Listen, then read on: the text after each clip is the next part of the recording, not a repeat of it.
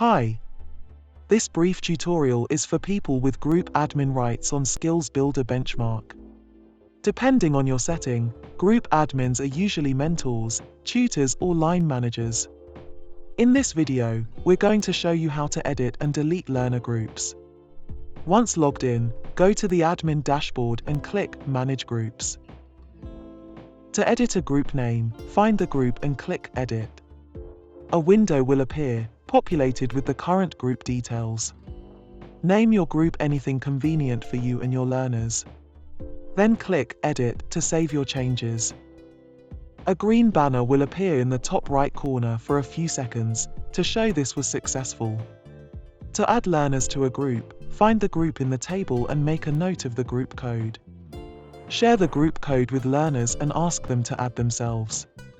They can do this by clicking their name in the top banner of their dashboard and selecting Manage My Groups.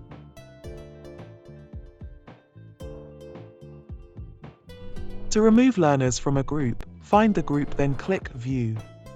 In the new window, find the learner you would like to remove and tick the box next to their name. You can select multiple learners if necessary. Then click Remove Selected Learners. The learner will still be able to access their account and their previous assessments will be viewable to them. However, you will no longer be able to see data for this learner. To delete a group, find the group, then click Delete. As before, learners in this group will still be able to access their account and their previous assessments will be viewable to them. However, you will no longer be able to see data for these learners.